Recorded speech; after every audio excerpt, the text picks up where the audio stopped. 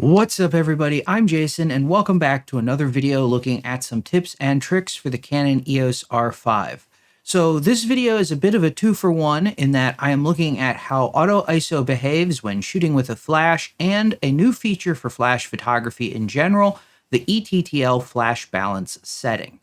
So let's start by looking at how auto ISO behavior, or looking at the auto ISO behavior when using a flash.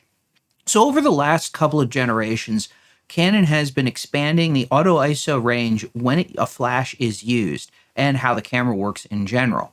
It wasn't that long ago when a high-end camera, including the likes of the EOS 5D Mark IV or 1DX Mark II, would just use ISO 100 if they were set, or ISO 400 if they were set to auto ISO and a flash was detected, and then only deviate from that if that would cause if the flash would cause them to underexpose a scene. With the EOS 90D and EOS R, Canon redesigned the auto ISO system so that when using a flash, it would use the entire 100 to 1600 range, similar to how auto ISO works when a flash isn't present. That is, the camera would no longer just favor ISO 400, only deviating down to 100 or up to 1600 when absolutely necessary. The EOS R5 builds on that design. However, the range has been expanded up to 6400 instead of just 1600. And that's when shooting in manual, aperture priority, shutter priority, or program AE. Shooting in bulb does retain the earlier ISO 400 preference though. So in short, the R5 will now use a wider range of ISOs in auto ISO mode and more freely choose higher ISOs. The trick then is how to balance the wider auto ISO range and the freer selection of higher ISOs with image quality and flash behavior. With the camera freely running up to ISO 6400, it's not difficult to end up with noisier images at higher ISOs than you might otherwise have expected, especially if you're coming from a Canon, coming to the EOS R5 from its DSLR predecessor, the 5D Mark IV. One, and probably the best option here, is to limit the auto ISO range, as I talked about in a previous video on ISOs, and you might even consider combining that with the custom user settings that I talked about also in a previous video to create a custom flash photography mode that suits your needs. So with the auto ISO behavior out of the way, let's move on to the new E-TTL balance feature. So this is a new feature in the R5, R6, and 1DX Mark III that controls how the camera balances flash and ambient light when calculating the exposure and flash power settings.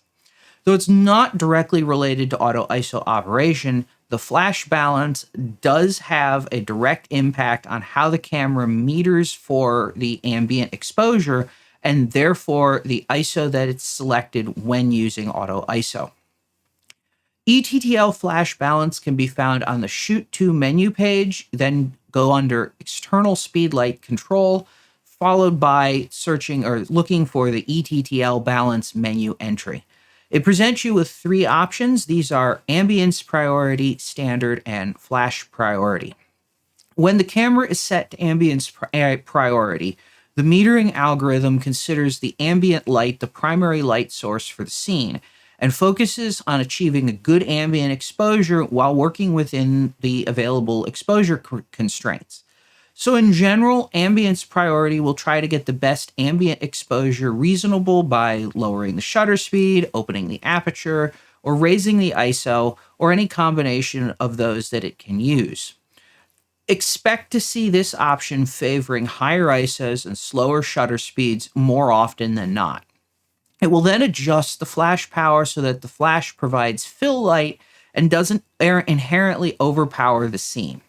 It also means that the setting will tend towards using lower flash power settings as well. Now, in the event that the camera cannot get a reasonable ambient exposure within, the available constraints, the exposure algorithm will shift towards the second option, which is standard. Now, standard attempts to balance ambient light and flash exposure roughly equally and approximates the flash metering algorithm that was used in previous Canon cameras.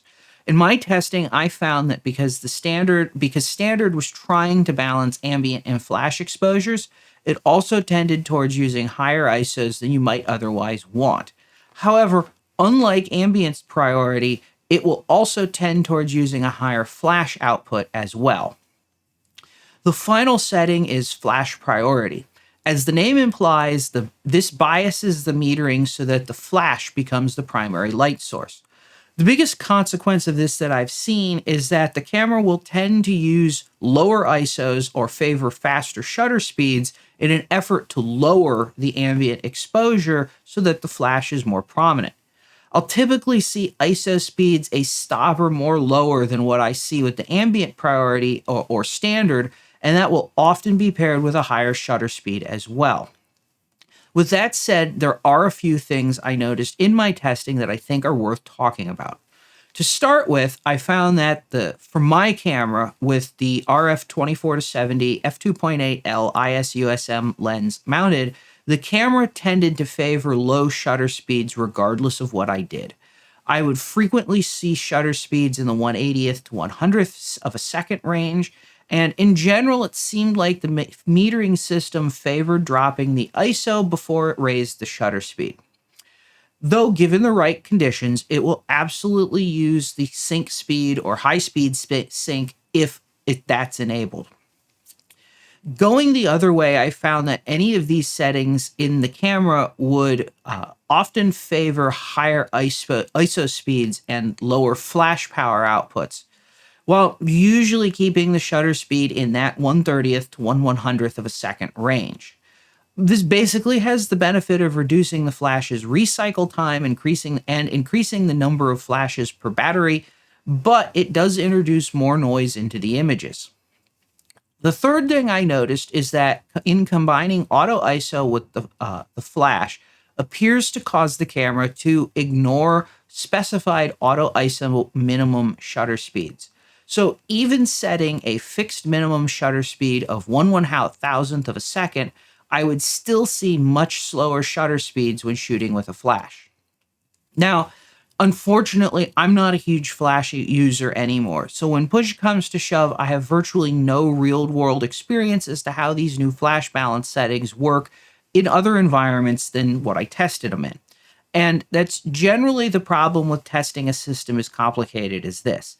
The exact behavior is going to vary from situation to situation and environment to environment. That said, one thing I am interested in trying out in field conditions, which I haven't been able to do yet, is the combination of ambience priority, auto ISO, and a better beamer doing for fill flash with wildlife photography. In the past, this kind of thing was done by setting the flash exposure compensation to -2 or -3 EV. With ambience priority enabled, however, the camera seems to be driving the flash at right around those levels from the start.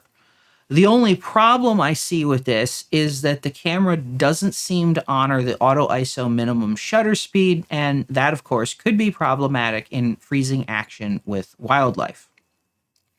In most of these videos, I try to give some recommendation on using these features and the feature in question.